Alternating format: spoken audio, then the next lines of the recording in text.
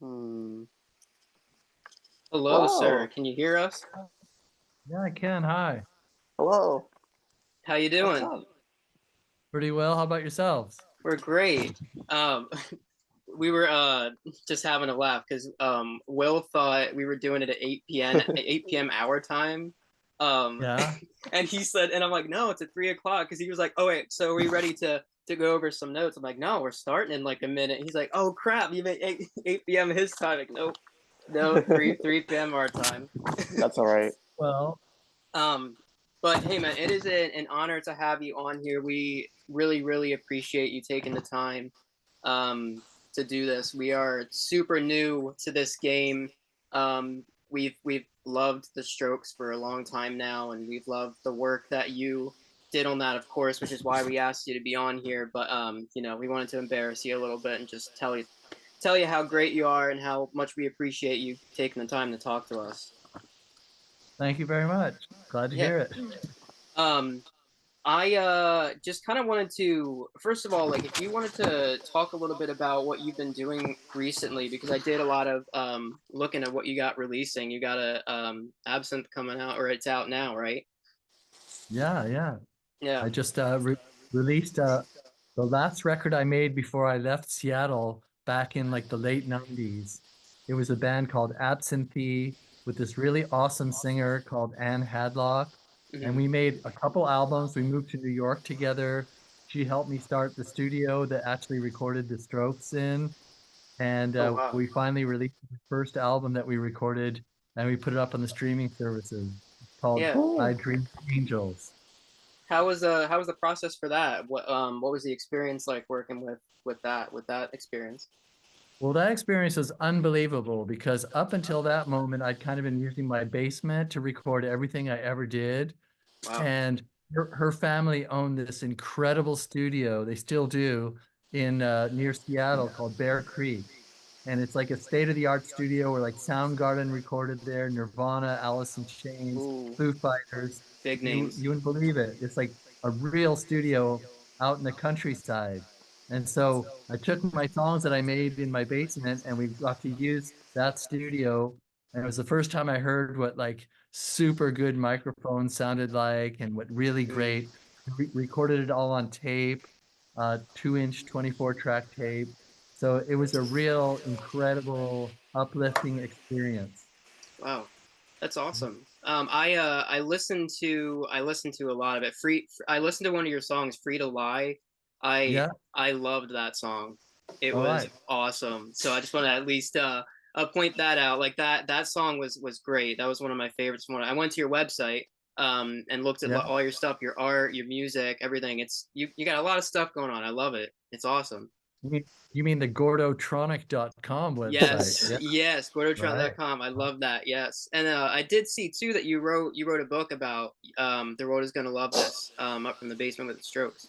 Um, Yeah, I wrote a book about the experience of going to New York and meeting the Strokes and recording the two albums and the EP. yeah, I need to read that. I saw that and I was like, oh my God, how did I not see that before? I can't wait to get a hold of that and read that. That's gonna be exciting. Um, It's pretty good. Yeah. Oh, I bet. And I hear a lot of good things about it. A lot of good things about it. Um, Good. before we get too into the Strokes, I kind of wanted to give you a little bit of like a background on like what we kind of did here. Me, Will, who's the gentleman with me now, and our other friend Manny. He couldn't be here today, but we made this podcast for just the love of the Strokes. We're our Strokes and Arctic Monkeys podcast. Um, Okay. they're kind of intertwined for us, and we're like, hey, like if we do this, it's gonna be super unique. We have fan bases, and we have a lot of people on Instagram and Reddit that engage with us and ask us some questions. And we made a post about possibly interviewing you, and we had a lot of questions that they asked too that we worked into what we were gonna ask you. Um, but everyone's super excited to have you here, like the fan base that we have as well. So one thing I wanted, if you could go ahead. don't forget to ask me my one Arctic Monkey story that I have. I have one in my life, and we got to talk about it. Okay, okay. Oh, Well, we snap. will. Yeah, I can't forget that. Can't add that right now. But before we get started, could you go a little bit into like what a producer does for people that don't know, like in music? Can you go over Okay. like some of like the basics of what a good producer should do, like what the process is?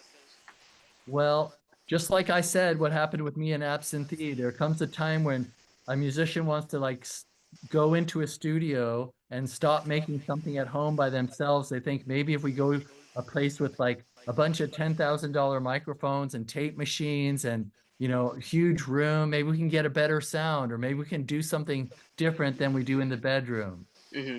And but the experience of like you kind of need a guide to walk you through that experience, like make sure everything goes good. Someone fighting in your corner so that you don't get swallowed up by all the choices and technology and the process and the time and the money.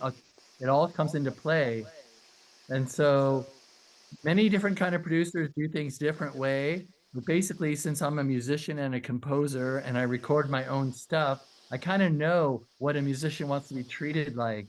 And I kind of be very friendly and very helpful and kind of make them have fun. I kind of force them to have a good time because I know that if you're not having a good time, it's hard to play your music correctly. Like if you're stressed out or worried about something or you're not sure you're doing it right, you can actually play kind of crappy. But on the other hand, if someone is giving you all the best experience, you kind of feel like Superman and you can do your job better.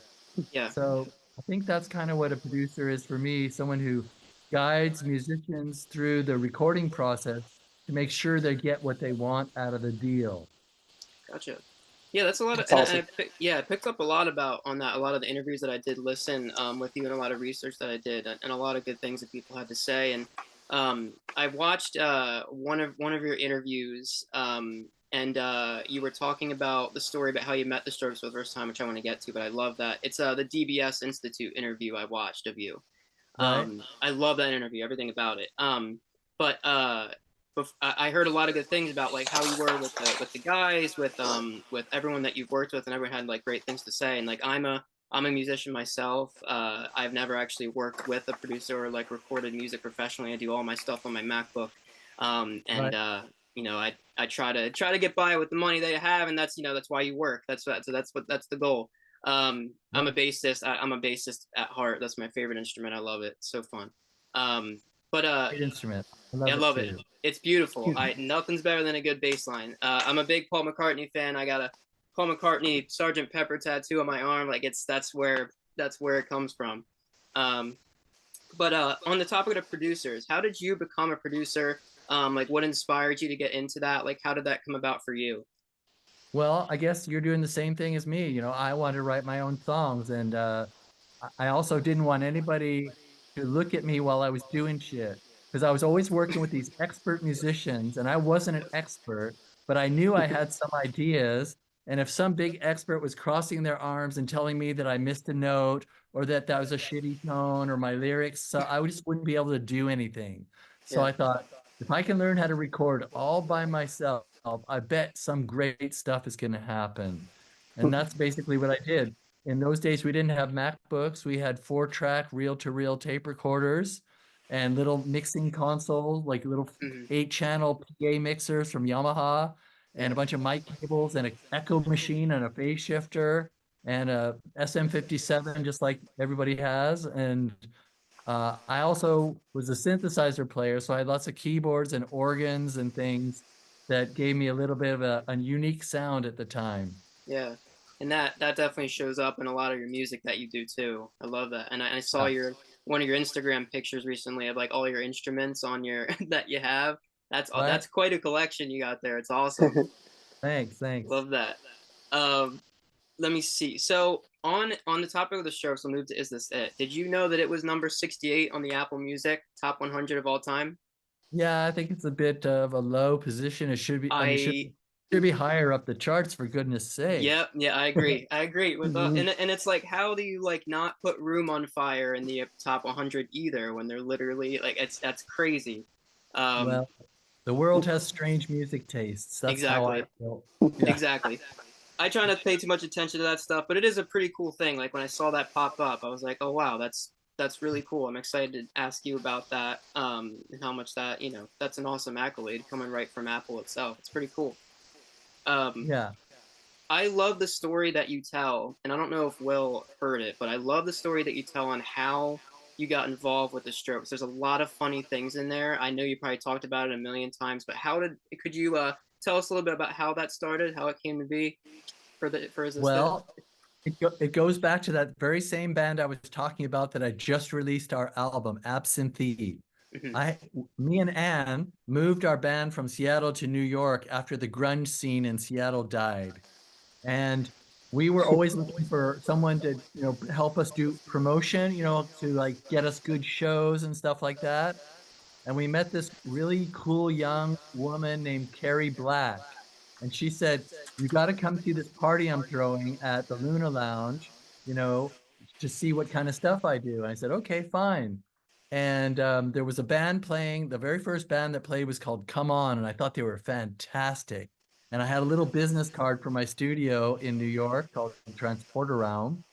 And I went to that band and I said, "Hey, man, come to my studio. You'll love it. I'll make a demo with you and it'll be great." And and then this other band came on afterwards and they're called The Strokes. And I didn't really like them as much as the first band, but I thought they were interesting and they seemed very proud of themselves. Like they had a lot of charisma on stage for being so young.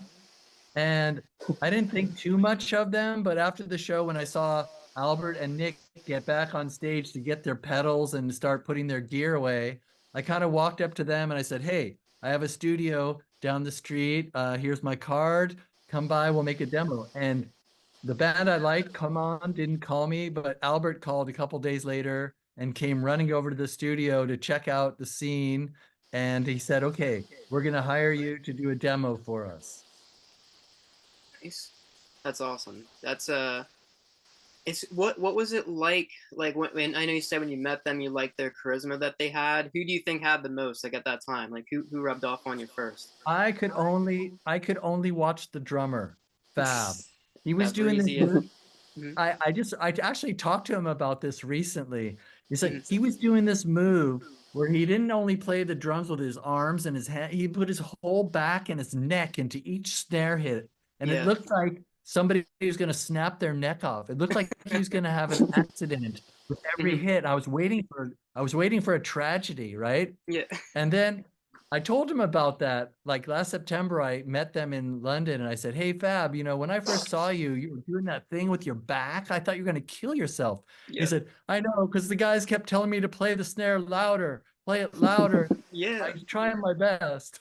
Which is crazy because like I've seen there was a video I think it was Taken for a Fool they played on one of the late night shows and he's absolutely demolishing those drums and I remember like Wow. Julian was like looking back it's a really good I don't know if you've ever seen it but the performance I'll have to look exactly what late show it is but he's like Yeah. playing the snare so hard I think Julian Uh-huh. looks back at him he's like what are you doing and then like when they go to leave off the stage Julian Yeah. like pushes it and like messes with them, like they're like messing around with each other as they're leaving. It's Uh-huh. so funny. But yeah, he can smack those things if he wants to. I know. It's Yeah. crazy. Mm. Um and so did you immediately get a sense with how like talented Julian was when you like first heard him sing? Like he's um Uh, he's one of my favorite singers of all time. yeah. He's just so unique. Like Yeah. what was your first impression like when you heard him actually do what he does? I think I didn't he was very unusual as a singer. I always tell like most singers like they can't wait for the band to get done so they can do their part and they're like the star and they run out and they put on a show for everyone. They like do a lot of moves. And Yeah. when it was his turn to sing, the very first time we ever recorded on the modern AGP, I said, "Okay, go sing your part now." And he kind of looked real sheepish and kind of stared down at the floor and like, "Do I have to go now? Now?" Yeah. Kind of he's trying to bargain. Like, there's nothing else to do, and kind of walked out real slowly. And he didn't look so enthusiastic. He just looked like, "Oh man, more Well, worried." it's my turn, I guess. "Oh, I gotta do it now. Okay, Yeah. here goes. Let's see what happens." And I really liked like the first thing they sung was like the modern age, and I thought that the Mhm. lyrics were so cool and it had Yeah. such a cool vibe, and I really liked him. But then something like when he was doing like Take It or Leave It on the album, Hmm. that was later, that was months later. Yeah. But when he sang that song, man, I was absolutely like flabbergasted. Like my jaw was open. I was going, what the actual fuck? Yeah. You know, What am I hearing? he sounded like a truck exploding or Yeah. some crashing through a wall. It's so intense what was coming through the speakers in my control room when he was singing that. That's when I was going like, oh my God. Yeah. I knew he was really smart. He was doing Yeah. a lot of smart moves all the time, like with the music, like, that hi-hat's rushing a tiny bit. Oh, we got to kind of make, why is that louder than that? He's really Oh wow. into So he was the synth. involved. So I knew he Yeah. was like a brainiac for music, but when he sang Take It or Leave It, that's when I went like, oh my God, that voice is like, uh, unbelievable. Yeah. Wow. That's awesome. I didn't know that he was that like involved Oh, with kind of everything that was going on. you have no idea. Well, basically, you have to know that it turned out that he wrote all the parts on the first album and the second album. Like, he wrote Hmm. all the hi-hats, the bass line, the solo, everything's his. Oh So it wow. starts with that. And of course, because of that, everybody had a lot to say. Like even like Fab, Nick, Nikolai, Albert, everybody was on it all the time with comments and suggestions. They were listening and they were smart as hell. Yeah. But you can imagine because he knew how every part should be, and he also has an uncanny sense of pitch and rhythm.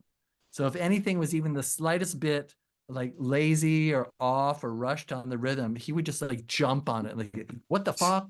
We got to do Hmm. it again. Or hey, Fix that. we can't let that go. Yeah. Nothing could be let go. Yeah. Wow. That's that's even better. Like when I can picture him kind of being more involved in that. That's awesome. And like I always knew, like just from listening to interviews and watching him and knowing who he is, like I always knew that he just knew music and understood it. But it's that's awesome. He's even involved in like the arrangement and the drums, everything like that. That's awesome. Yeah. Um, Now, like with Albert and Nick, one of my favorite things to talk about is how, and I try to put this in the words all the time, but how amazing they are with like handing off with each other. Like, one's doing the rhythm, one's doing the lead, and then they swap off, and their Right. licks and their chords. Like, I don't think anyone like there's very few like guitar duos that can like do what they do in the way that they do it. Does that make sense? Like, they're both Yeah. so unique and crazy. Like some of the finger picking that Albert will, or the way he approaches the chords, and then the finger picking that Nick will do, like, or vice versa. It's so I feel like I could pick them out if you put them in a song, even if it wasn't the Strokes, and be like, oh, it's those two. Like it's crazy. Did you Right. pick up on that too when you heard them play? Well, very quickly, I picked up, especially on the album, working on the album, I picked up on how goddamn difficult those parts were. And even sometimes more so on Room on Fire, some of those guitar solos, the rhythms of them are so Yeah. particular and so mathematical. And they rock, yet they're precise. So it wasn't lost on me that these guys were just really playing on top of their game and they were really being precise about everything and hugely talented. Yeah. Yeah. And also, it was a surprise also on that same song, Take It or Leave It, because Albert plays that solo. And I thought, Nick was the lead guitar player and Albert was the rhythm Yep. guitar player. But no, look at that solo that Albert just did. Oh my God, I had no idea he was Yeah. capable of that. Yeah. It's like a Lennon McCartney, George Harrison, whoever type situation. Like it's like genius on both sides. No matter who you have doing it, Mhm. you're good. Right. I love that. And one of the fan questions that we did on Reddit that they wanted to ask about was what mic were you using on Fab's drums on the first couple albums? What was the setup there for those two? Well, the EP and the first album were funny because they had like three drum mics. Yeah. I didn't have a lot of equipment. It was my studio. So I had like a Beta 52 on the kick drum. I remember that. I had a Bayer Dynamic, some kind of M88, I think it's called, on the Hmm. snare. and I think I had something on an overhead or something. I don't remember what it was, but I had the same mic I used for vocals, and because the singer wasn't singing, I had a room mic. I used it as a room mic. So it kind of picked up a lot of depth from the drum kit that also had noise from the band in it. Mhm. So basically on the first two album, the EP and the album, it's really minimal, super three drum mics, okay? Yeah. And then for Room on Fire, we had a really big studio. I wasn't living in New York anymore, so we used a huge studio and I set it up with more mics. Like I like to use 421s on tom-toms.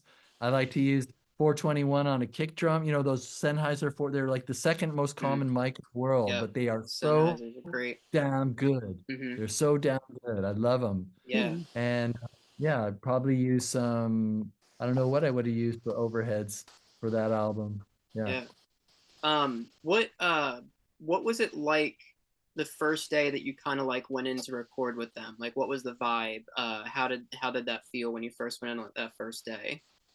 Um, the vibe was really up because they liked the sounds of the studio. Like they weren't like, oh shit, that's not a good drum sound. Oh man, we got to work. It wasn't like hard to do. I Hmm. set up sounds, I dialed them in, and like there was a lot of smiles, right? Oh yeah, Yeah. cool. Now let's play. It quickly shifted from me producing to them playing. Yeah. And then I noticed, whoa, they're not messing around, Hmm. if they're just working and work, not like a lot of people say like, hey, close enough for jazz, or it's only rock and roll, it's not supposed to be rocket science. But that Yeah. wasn't their approach was not like that at all. Like their approach was like, we're gonna do it, and if we make a mistake, we're gonna start over and do it again. And they had this work ethic that was just showing from the very first moment I recorded them. So I Yeah. was like, wow, these guys are deadly serious. Yeah. I had Hmm. it's backtracking just a little bit. I know the one story I did hear that I loved. Can you tell the story that you were mentioning about I guess they were looking to possibly have a different producer like at one point for Is This It, the LP. Right. Um and then I remember you saying something, Julian was like, crap, now we have to go with the other guy. Can you tell Yeah. that story real quick? I love that story. It's so funny. Yeah. We made this demo, the Modern Age EP thing, Hmm. and then they got signed on it. A record label in England, Rough Trade, put that out into the world like a demo. It wasn't even something we worked hard on. Like we worked hard, but we only had 3 days to do Hmm. 3 songs. So usually in those days, if you made a demo and you got a deal, then you went back in the studio and you re-recorded the songs and you really spent time on it. But they released that thing and they got a really big buzz. And I'm going like, whoa, they're talking about our record in England right now. I'm probably going to be famous, and like I wonder what's going to happen next. So Yeah. I was like waiting for them to like ask me to do the album, but instead Julian took me to dinner and said that the label wanted them to use a really experienced record producer. And I mean, I was only, by the time I recorded the Modern Age EP, I'd only been a professional producer for like 2 years. And everything was just CDs on my shelf. Nobody had put records out. I had a total of 0 CD sales in the world at that moment. Yeah. And the guy that they were thinking of from England, Gil Norton, he sold like 5 million copies of everything he'd done since the 80s. So he had like 20 years he did the Pixies and a lot of stuff, really heavy hitter guy. And so Julian asked me at this dinner, he said, like, if you tell me, Gordon, that you're a better producer than him, we'll use you. And I said, Hmm. Julian, man, like everybody's loving our sound, great together, but this guy sells 5 million Yep. copies and I sold zero. I'm not going to stand here and say I'm a better producer than Gil Norton. And he Yeah. just said, like, fuck you. Then we're not using you. We're using him because we didn't say you're better and we have to use the best one. Hmm. Otherwise, we might not have a chance in our career. Jeez. That sounds Yeah. like so Julian too. Like I feel like I can hear that. That's so funny. And then they end up going with the anyway, and it was the best decision they could have made. So it all Well, worked out. luckily they came back and I jumped up in the air when I found out they were, when he called me and said, "Can we record with you?" Yeah. I was like, Christmas and birth all together. That's Yeah. funny because you were just trying to be humble. You're like, you know what? I just want the best for you guys at the end of the day. Yeah. Yeah, I mean, I'm not gonna lie, but at the same time, when he walked out after that dinner and I saw him go away saying "fuck you" and he left, I'm kind of like, why did I have to be so honest? Fucking A. Mhm. Now I'm gonna be stuck in that basement recording like small bands for the rest of my life. No, did the right like I mean it's honorable to do something like that. You don't want to lie about that, and then if something doesn't go the way you want, it would have been a worse situation anyway. But everything went the way it was supposed to, and the album is what it is now, and so that's what's crazy. Um, one of my questions I have, which is kind of like it's a dumb question, but I'm always curious. Like, were you involved on how like the singles were picked on an album like this? Because I feel like Not at all of all. them are no, not at all. Like I was involved in when they said, here's how our song goes, and they played, I was involved in capturing that and making sure we recorded the sound Yeah. correctly and it sounded the way they wanted. When Mhm. it came to decisions, like about song titles and stuff, that's to the band. Gotcha. Singles was between the band and the record label because the record label in those days was using this, like if we put out this single, then that's like the strongest foot forward that maybe people are going to, pick up on the band, and that's going to make us be able to get our money back from the deal we just made with them. So Interesting. the singles with the Strokes, I think, were negotiations between very high up record label people from RCA in America and the band, like discussing. And I don't think it was like nobody was forcing anybody, but there Yeah. were strong discussions, and I wasn't at those discussions. Gotcha. Cool. Well, yeah, that's really interesting to know. That's something I've always wondered is like how does that process happen, especially on such a strong album where you could have like five singles from it.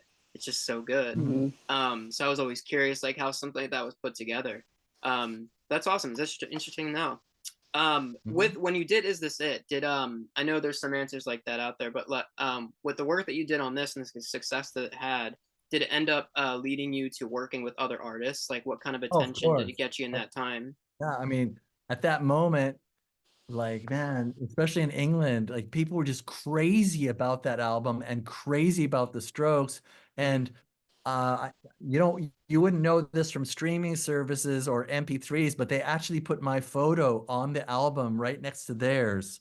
Oh, So on the vinyl and on the CD, you open it up, it's like five guys of the Strokes and their manager and me and JP, their guru, all the same size. So like no bands ever put pictures of their damn producer, you know. yeah, And I was the luckiest thing for me because in London, everybody'd seen those records and hey, there's that guy, man. There's that yeah, guy. So I was actually recognized from that record cover, and it got me a lot of work and a lot of parties and a lot of fun, I have to say. yeah. That's That's awesome. awesome. I have the record over here. Actually, I'm one of those people that gets records and like keeps them sealed because they look so nice.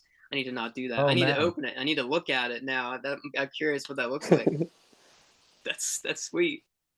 Um, how does the album kind of sit in your mind like today? Like how do you look back on it? Like what's like the Is This It? Like how does that feel for you now today? Well, not only do I think it sounds really cool, and I love it whenever I'm out in public and I hear a song from it, um, but it's kind of like it represents a gigantic blessing, like some weird thing that just came out of the blue, and my life was different before, and my life was different after. And Julian's told me the same thing. Their life was different before that album, and it completely changed after that album. Yeah. And I think we both have good feelings about what it did. Um, I don't know. A lot of people still to this day want to talk about it. So that's Hmm. really cool. 20 odd years later, people are still like, hey, I like that record. And this is what I was doing when it came out. And, they want to talk about it. So I think that's really cool. Yeah. I agree with that. I do hear, and Will, I think you can agree, like you still hear these songs played, at Hmm. stores and at restaurants and Hmm. clubs and stuff. Like you hear people are covering it all the time, or songs, whether it's Someday, Last Night, Hard to Explain, any of them. Like it's crazy. And I've got to imagine this is just a fan come out of me. Like it's got to be awesome to just be a part of something not only that's that massive like to the world, but just to like Strokes fans in general. Like you know, it's just such an iconic thing overall. So it's got to feel so cool to just be Gordon Raphael, producer on Is This It? Room on Fire. Like that's got to be awesome. Well, the main reason it's awesome is because all my life, even when I was a little kid, 10 years old, and I found that Sergeant Pepper's record when I was 10, it's like it was brand new. Yeah. And it's Wow. like, music just blew my mind. And I was like a huge fan. I'm still a huge fan, like, and so I listened to so much music and I really put a lot of artists up on really high pedestals. I still do. Jimi Hendrix, The Doors, Cream, all these bands, Yes, and Wow. so Great bands. the fact that something I was involved with, other people in the world feel the same way about that as I do about like Electric Ladyland. Like it's so crazy and cool to me because I Yeah. know how I feel about Electric Ladyland, and these people in the world feel the same way about Is This It and Room on Yeah. Fire. It's like a real like payback feeling. Like I Yeah. did it, now Yep. you're doing it, and that's awesome. That's Yeah. so cool. And you mentioned Sergeant Pepper. This is kind of me question. I'm a massive Beatles fan, as you know already. You said you picked that up new in like a store. Like what was that like back then, like in the '60s, like to walk into a store and like pick up a Beatles record? Like that's Well, had to have been so cool.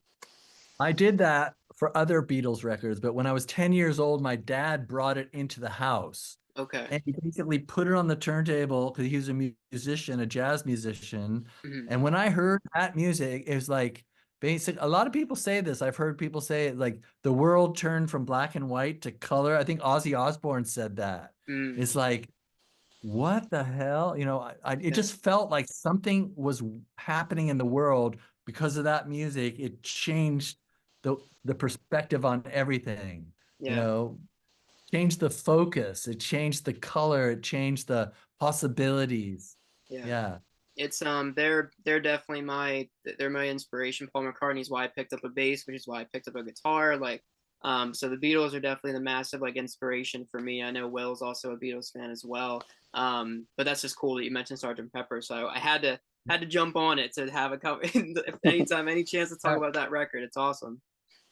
They were my first musical inspiration for sure. And luckily they were joined by a lot of other people. So it became a Mhm. pantheon very quickly. Yeah. Um, I know from watching your interviews, you're a big like I'm a big fan of it as well. Like, can you tell us some unique like gear facts about Is This It? Like, I know you already talked Earphone. about Fab's Yeah. drums, but some unique things that you did like on that record with the gear. In fact, I'm recording my audio through the same thing that I recorded Julian's vocals. Oh my The God. most interesting, I don't know, for the album, I borrowed some equipment from a really good friend of mine, Scott Clark over there at Mercy Sound in New York. He lent me some Neve modules. He lent me some API, and I learned from that day on. I think from Is This It until now, I always record guitars with API preamps. Hmm. Just because I had such good luck with that and they're so great. And Neves, I love them for everything. And I have this Avalon, which is what I ran Julian's vocals through. And I think they liked it so much that they brought it on tour for the first few years. They were singing through that live on stage on their first big tours.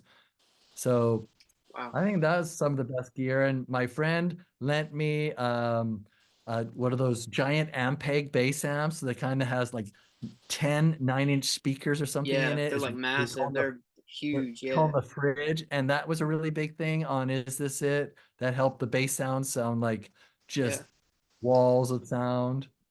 That's awesome. Yeah, because that record, I mean, the first two records specifically, like they have that type of unique sound that separates them from the rest, which I know a lot of people talk about. I know you've talked about it a lot, but it's crazy like how much unique setups that what you just talked about and things that I read like you guys had that was completely different from anyone else was doing in a studio. Which I think is like Yeah. something that you said in one of your interviews where you're like, I just wanted to like they and I wanted to do something different. Like let's try it this way. And then that's a lot of the Yeah. stuff he ended up keeping, which is awesome. Hmm. Um, Kind of like an easy or a basic question. I feel like this is a basic one, but what was your favorite song, if you have one, song that you produced on Is This It? And do you have a regular just that you like to listen to? Is there two Um, different ones there? I think for 2 years after we made the album, I just couldn't stop talking about yes, take it or leave it. I just couldn't stop listening to it and talking about it. That was like my number one. And then I started like just loving Hard to Explain and Soma and Alone Together. I think they're really That's weird my favorite. songs. Alone Together is my And then favorite. and then all of a sudden, like in the last few years, I've really liked Trying Your Luck. That's been like my favorite. It's just the subtle rhythm Hmm. changes. The rhythm changes on that are just insane to me. They just feel so crazy. They're Yeah, so drastic yet subtle at the same time. I dig that yeah. song.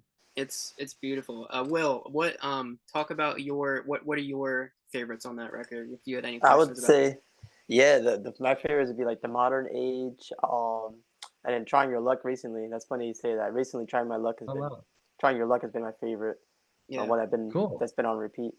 We've been doing the way the podcast works is we do every song, so like track one for Is This It, and then track one for Arctic Monkeys debut album, then episode two is track two.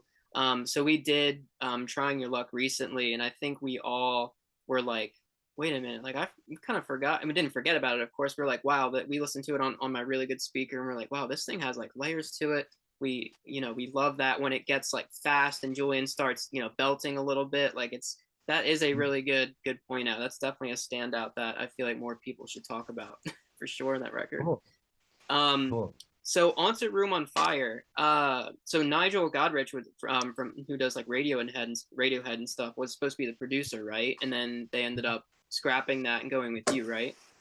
Yeah, that's true. Boy, I was upset too when they started with him. I thought, oh shit. Now that Yeah. they're with him, they're gonna find out how really records should sound, and they'll never come back to me. Yeah. Um, what was the story behind like what made them so I read that it was pretty much like they just weren't able to really get them. Is that kind of the story of how that went versus like what you were able to do with them? There is a golden story. I don't know how happy the Strokes would be or for me to tell it, but I don't think I've Gotcha. ever told it before. Maybe I have a few times. Okay, listen. Okay. You know, everything was going fine. The first setting up, the sounds were great. But then they were still just in the early days of setting up and they were getting the drum sounds. And Julian went to Nigel and he said, "Hey, Nigel, I like the drum sounds, but let's work on the hi-hat." And Nigel said, "Julian, a hi-hat is a hi-hat." And they fired him right away for saying that. Okay? Wow. Because for Julian, a hi-hat is like a wine cellar full of the best wines in the world. Like, do you want this hi-hat? Yeah. Or, oh, what about this delightful other hi-hat? Or what about Yeah. this particular hi-hat? Yeah. He's in like for him, each song, each drum for each song has to be a certain way. It's not like just a normal sound. No normal sound will ever appear on a Julian Casablancas production or recording ever. It has to be completely unique for that song. And Yeah. so, Nigel didn't know that. And I don't know if Julian just did that so he'd fall in a trap and then he could go back to, I don't know what the reasoning behind all that was, but Yeah. that's what I heard. That's what I heard. Feel like he should know not to like go to Julian and be like, hey, no, it's this. Like I feel like I'm working with him. Like Julian knows what he's doing, especially if he's like being so specific on that thing. There's definitely a reason why, like, hey, like this needs to be this way. You know what I mean? That's that's interesting. Thank you for telling us that. I definitely didn't hear that. That's awesome. Or that's a really Good. good fact. Um, did you hear that work that was like scrapped from then? Did you hear that and like you changed I it don't a little think, I bit don't or think, I don't think anyone's ever heard it. I don't think it exists. okay. So they literally were just like delete, see you later. Start Was like, fresh. I don't know, maybe we're not even gonna record this. Sorry. Yeah. I don't know. I don't know how far they got. Again, I was in England minding my own business, recording bands, and all of a sudden I get a call from the manager, Ryan Gentles at WizKid.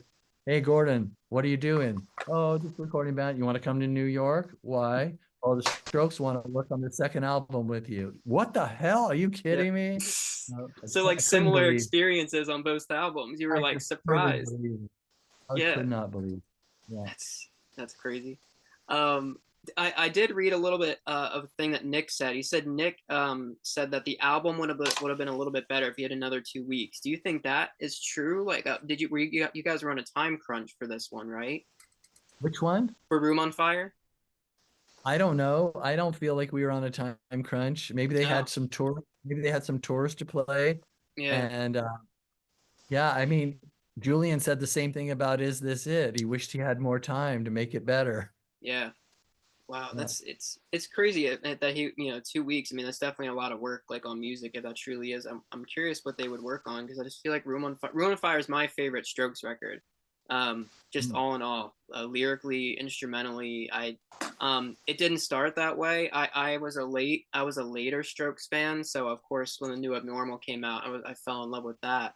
But as I revisited and really dug deep into them years and years ago, Room on Fire just like stood out like that. This one is my most excited to talk about, which in the next season of our podcast, like we're starting Room on Fire, and I'm ecstatic to talk about it. Kind of like what we are now. Uh, was there anything that you could talk about in terms of like a different approach to Room on Fire versus Is This It? Was there any like different things that you Well, did on approaching that one? cutest thing in the world was that for Room on Fire, normally I'm sitting in a big control room and I'm looking through a glass window into a big room where the musicians are. And, for Is This It? Julian sang out in the big room. But for Mm-hmm. Room on Fire, he put a chair right next to my chair. Like he just cozied his chair right up to me in the control room. And we both wore headphones, and he sat next to me, singing right next to me. The whole album was done, many days of singing right there in the control room next to me. And that was a Oh, super good feeling. Yeah. yeah. That's Yeah. is that something that you thought would have like come from like a Julian or any of them, or is that just like, hey, like I'm here, this is awesome, like this moment is amazing? Was that just out of nowhere? I have no idea why he chose. He just, I set up the mic out there. He goes, "Hey, you know what? Let me come in there. I want to sit right there. I want to sit there and do it." Wow. Okay, whatever. I was surprised, but it was really adorable, actually. I love that. Um, Automatic Stop is one of my favorites, if not, a top three favorite Stroke song. And I saw that Albert has writing credits on that too. He's like the only one on that whole record to have any other writing credits on it. Do I you? didn't know that. I did not Yeah, know that. yeah. He was when I looked at everything, I looked at all the types of things, and his name is the only other one on that whole record for lyrics. Cool. Do you have any stories? I know this is like super specific, but do you have any stories about recording that song? That song just sounds so good. It's really well produced. Of course, it's lyrically great, musically great. Do you have any stories from recording Automatic Stop? I don't think I have a specific memory of that song in particular. One of the Hmm. reasons is that we worked for 3 months on that album. The first album was 7 weeks. This was 3 months. Yeah. And all the songs had different names when we were recording them. They had made up names that were just placeholder names, Hmm. like Butt Cheek was one song. Zinui was another. Yeah, they had a lot of strange names. And Yeah. then all of a sudden, at the end, they changed the names around before it came out on the album. So that's one of the reasons I don't have some memory. I remember a song like Under Control, like crystal clear. Like Yeah. that song really was something special when we were recording it. So tell me about that. If you have some stories, I'd love to hear about it. Well, the most impressive thing was, the Strokes always played together in a big room, really loud, and I'd record it. I'd hear the speakers in the control room without the vocals. They did the instruments. Hmm. And for some reason, when I heard the music for Under Control coming through the speakers, it had this kind of otherworldly dimension to it. It felt like the air is kind of wobbling, like everything was wobbling. It felt like the walls were kind of wobbling. And Yeah. it was kind of, I was going, what is that? What's going on? It just sounds so cool. It's got this depth perception thing to it that I really wasn't expecting. And I never heard anything like it before or since. Yeah. So I just picked up on it right away, even before the vocals were on the song. It just felt unbelievably cool sounding. Yeah. A lot of songs on that record sound just like they were beyond their time, like when it came out.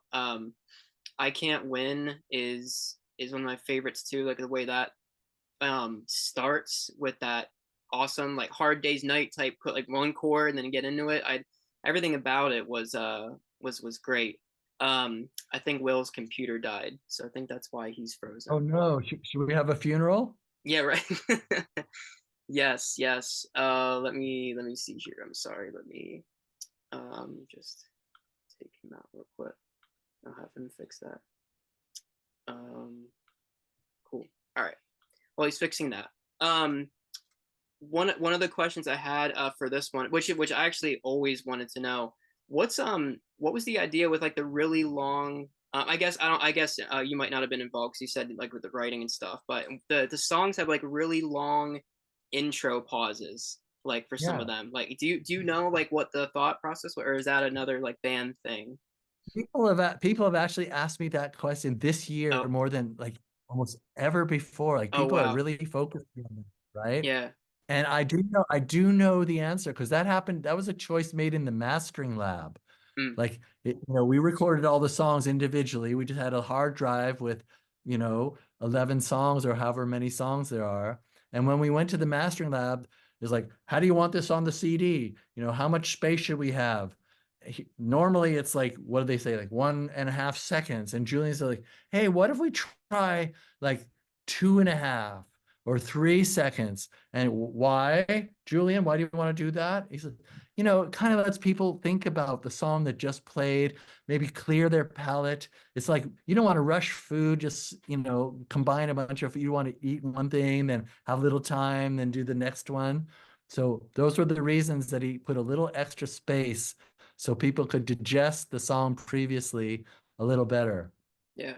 Wow, that's I've always wondered that, and it's like it's not that it doesn't flow properly. It's just it's always it's funny when like if I have a song on and I'm streaming and there's like a really random pause, I'm like, oh yeah, that's probably a Room on Fire song. That's probably one of those. It takes a little bit.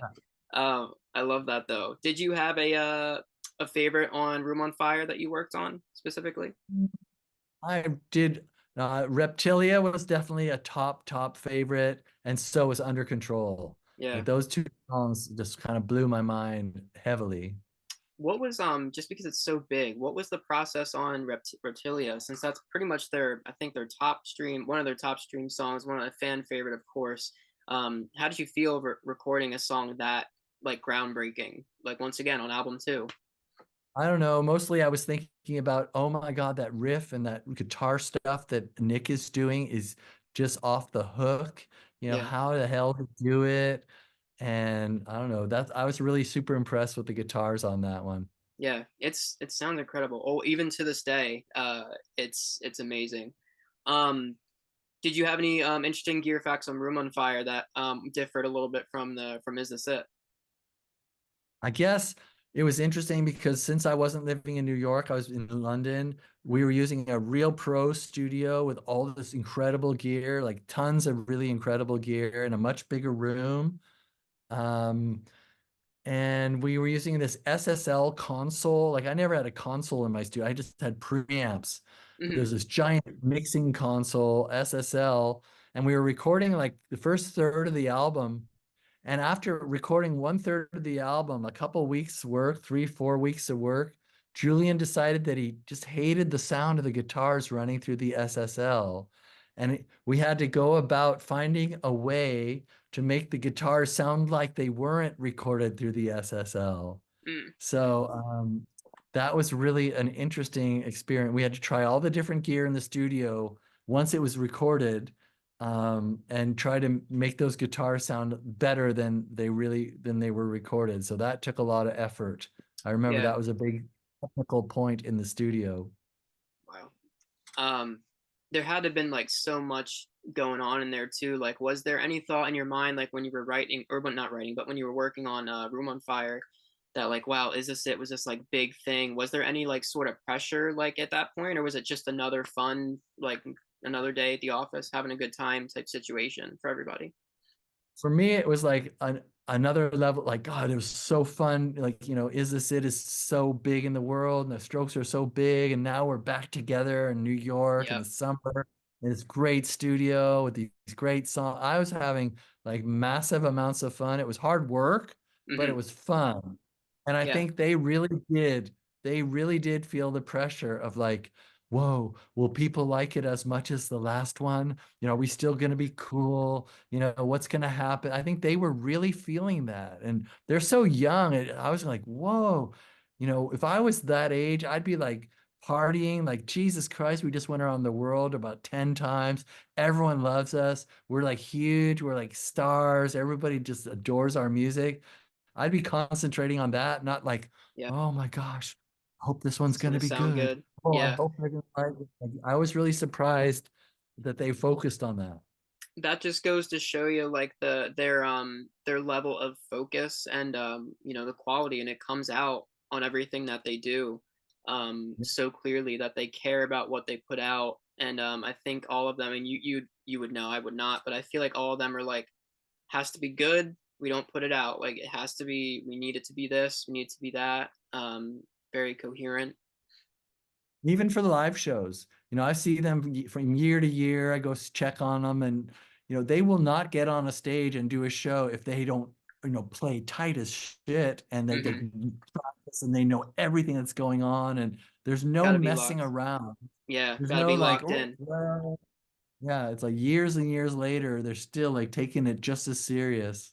Yeah, yeah, I saw them a couple years ago now. It's crazy how time flies. I saw them in New York. What's that? What's that one stadium? The baseball field one. Bay Stadium? No, No. not Shea. It's smaller. I think it's in Queens. Okay. Oh shoot, I forget what it was. Anyway, I saw them in New York like 2 years ago. It was them and a couple other bands. And then the year before, I saw them on tour with the Red Hot Chili Peppers. I saw them in Philadelphia in the Citizens Bank Park.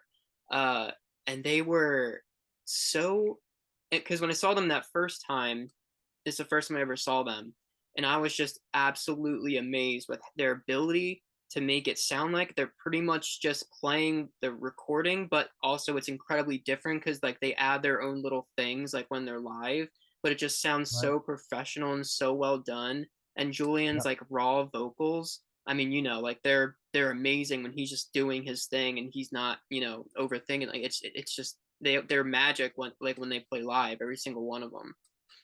I agree. It's nuts. And then when I saw them in New York, it was the same. It was the same situation. With first impressions, you were co-producer on that record, right?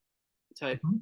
Mhm. What was their did you know like their vision or like what their direction was with going on to that one between Room on Well, Fire as a sit?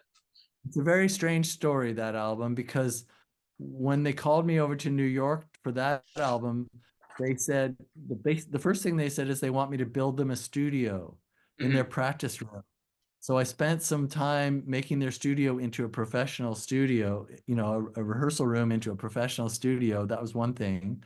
And then they said, we want you to stay because we're working on our next album, third album, and we don't have any songs. We're just going to write songs and we'll call you when want you to record us. And so I spent like almost a year recording demos for first impressions. Like Mm-hmm. all the songs that were on that album, I recorded the demo version while they were writing it. Okay. And very soon into the recording process, within the first couple of weeks, they brought in another producer, Paul McCartney's producer, in fact, Oh who was wow. always talking to Paul McCartney on the phone in the studio. And they brought in Paul McCartney's producer, and eventually they decided they wanted him to record the album and not me. So I left. Gotcha. Yeah. And and how many do you know like how many, if you remember, like how many demos like was there for like a record like this? Like did you All I think with the Strokes, it's like they don't make extra songs. I mhm, don't think so. Like, everything we recorded went on Is This It? Everything we recorded went on Room on Room on Fire. Fire? Well, I think Nice. everything they did became first impressions. Yeah. That record's so unique. I there's not a record that they've made that I didn't like. What do you have any like specifics on like what anything that I could point out that you were directly involved with in that record? Like any songs that you particularly had like a hand in that I would know? The actual recording of the album was really confusing, and I'm surprised. I didn't even know for a long time that anything I did worked on was on the album. Mm, Because I wasn't there for very long. I was there for the whole year working on the demos. yeah. So I can't really say anything concrete about the album, but I can say that every song that was on that album, I helped them record the original versions that they used for the templates on that record. Nice. Yeah, I know there's a lot of when I listen to that record, there's a lot of inspirations I think that I hear like from There's a Certain Room on Fire with a couple different things. I know the complete overall sound is not even close to the same exact thing, but it's always cool to listen to that and like listen to like little details Hmm. within both. But I do have because I know we're running low on time here already. It's crazy how time flies. It's nuts. I do have some questions that some fans asked us on Reddit that I thought were super interesting. Okay.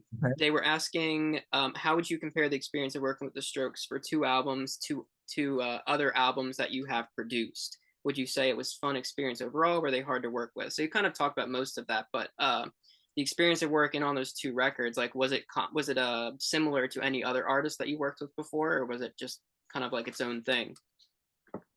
It was its own thing because by the time we did Is This It, they already had this gigantic worldwide buzz that was generated from the EP. Okay. Hmm. So I never had the experience before or after of like a band that is red hot and the world is falling in love with them and they can't wait to hear the next thing they do. And they Yeah, come in my studio and we're working on music knowing that the world is going to hear it, and the world is going to get blown away. Most bands, it's like, well, we're going to make something and I don't know how we're going to promote it. Probably nobody will hear it except for our people in our town who go to our shows. But this was like, when we finish this, the entire world is going to hear it. That is fun. Like, that is yeah, like a level of excitement that I've never known before. And of course, it happened again on Room on Fire. yeah, So, in some ways, they were the most exciting just because of the vibe of the world and the relationship of the band in the world. I've recorded a lot of bands that I think are just magical, like phenomenal music. Like Regina Spektor is a good example. Like that album was also extremely exciting to work on. And I don't know, I probably have 15 or 20 bands in my life that I've worked on that I think are phenomenal and unbelievable experiences, just hearing the music and working with the people. yeah, But I've never had anything that went out and just like knocked the world out like yeah. the two strokes, you know? I So it was, definitely, I assume that's probably what you're gonna, because they're just so unique and groundbreaking. I think it would be very tough to top that those types of experiences for sure. yeah, yeah. And I don't know, they were really, it was hard work because everybody was so serious, as I said. Nobody was like, I'll play my drums and then I'm gonna go to the pub for the Yeah, rest of the time. There's like, I'll play my drums and I'm gonna stand around and make sure that everything everybody else is doing is up to par, that nobody's slacking and nobody's yeah. like overlooking something. Everybody was serious as hell. Yeah. Which you would say like is that was probably like a really good thing, right? Like they were still having fun, Oh, but like God. when it was time to get like the work done, like that's probably what made Yeah. those things what they were, right? It was hard because like even for like Is This It? We were staying up till 7 in the morning, like working around the clock. And like by the time the work was done, it was like you're so tired. It was really exhausting, physically demanding to be concentrating that hard for so long. Yeah. But in the end, it ended and it's worthwhile, totally worthwhile. Yeah. Yeah. One other interesting question I did that I saw here, which I actually was wondering too, while working with the band, was there a particular suggestion or moment that you made on an album that you're particularly proud of that you remember? Absolutely, absolutely. There's on Is This It?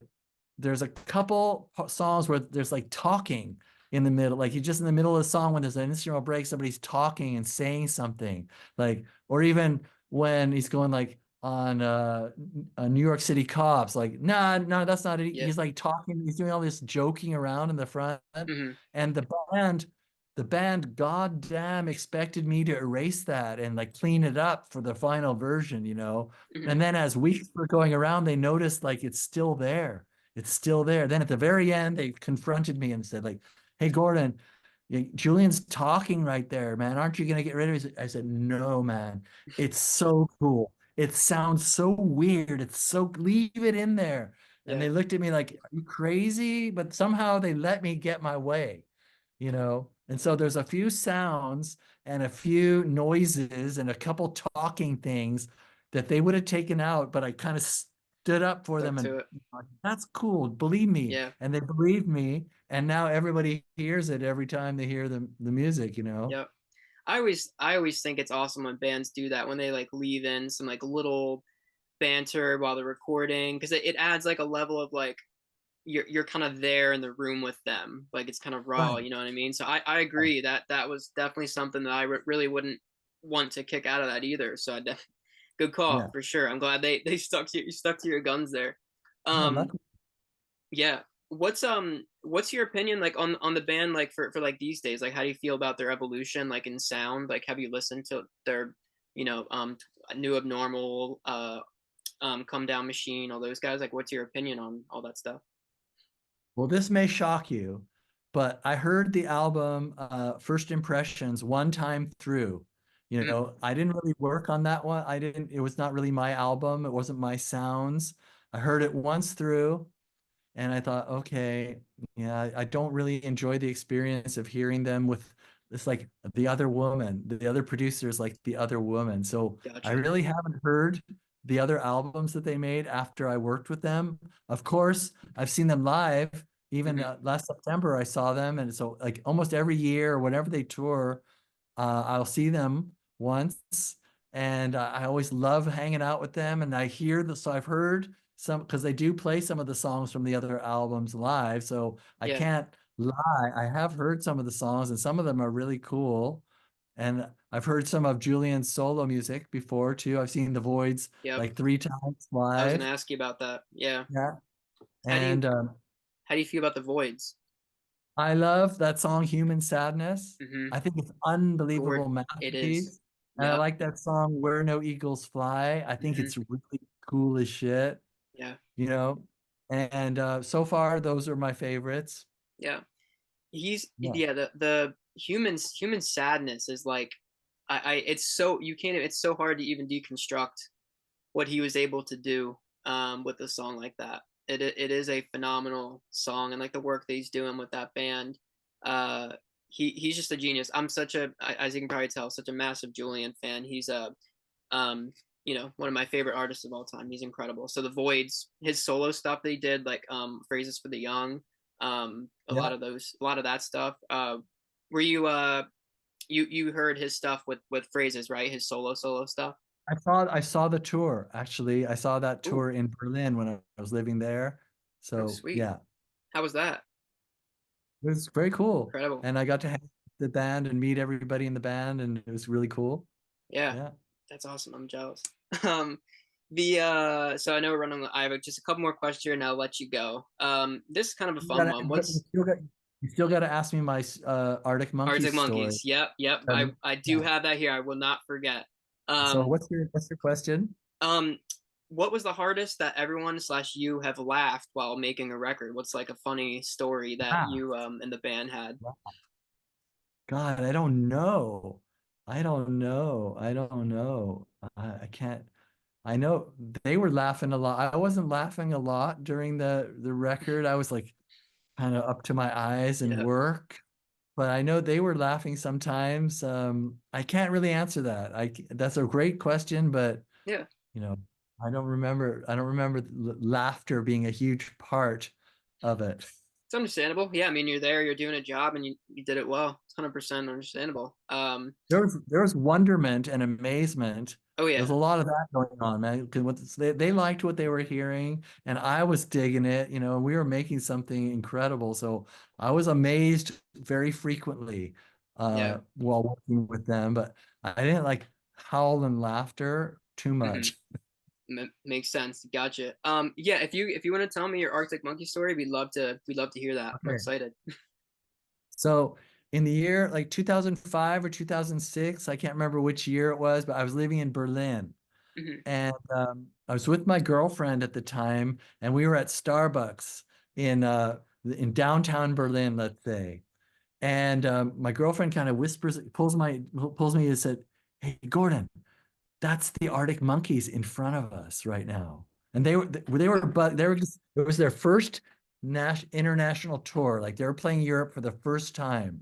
Okay. And there was a big buzz about them, like huge buzz, but there was like, they were so young. You know, how young must they have been to be touring their first album? Yep. Okay. It's crazy. And so when my girlfriend told me that, I thought she was joking and she just meant these German guys in front of me that had the Arctic Monkeys haircuts or something. And I kind of looked at her like, come on, come on. And she said, "Oh, really?" So they're in front of me, like looking at the counter. And I tapped on one guy's shoulder. I said, "Hi." And they looked at me like, "What?" And I said, I'm Gordon Raphael. I'm the Strokes producer." Like, "Oh my God, we Yeah. love the Strokes." They were all friendly and happy and this Hmm. really excited. And I was like, feeling like, oh man, I just ran into the next hottest band in the world Yep. right here at Starbucks. And That's they said, so funny. "Hey," Starbucks in Berlin.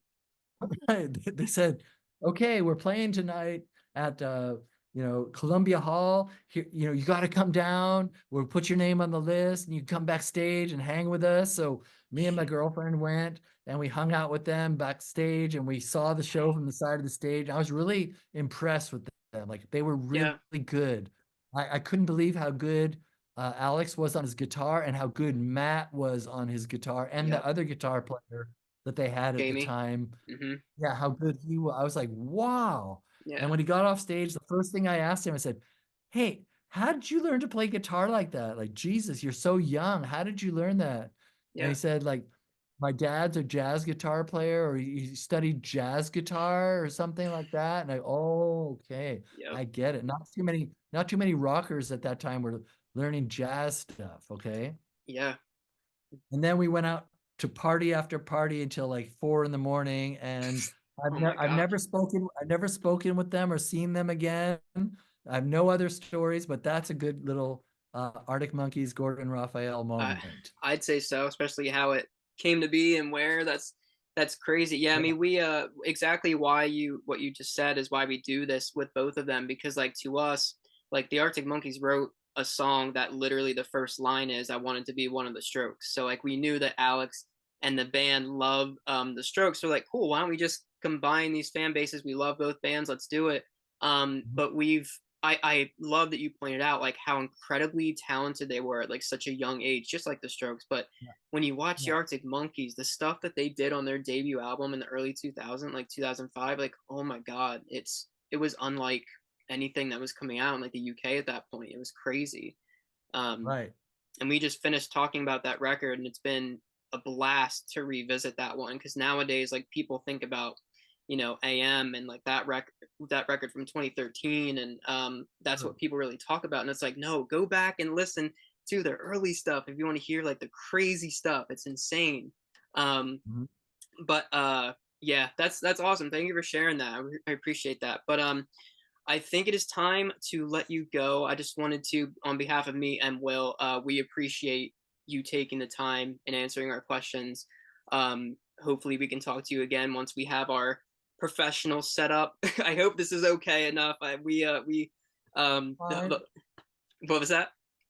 It's all fine. All good. Yeah, the way of this whole thing, we DM Julian on Instagram like months ago, and he messaged Will back because we were asking him about like, hey, we're planning on doing something with the Strokes. We never thought he'd answer, but he did, and we posted that on Reddit, and it blew up.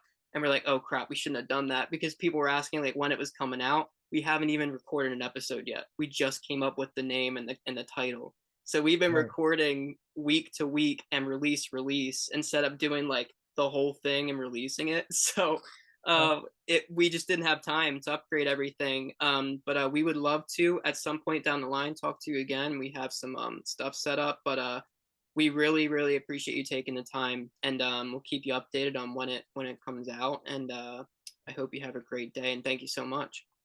All right. And thank you for having me. Why don't you give me your email address when you're finished and I'll send you this audio, okay? Sure. Thank you so much, man. I appreciate it. All right. Cheers Have a from great England. day. Nice Bye. to meet you. Bye bye.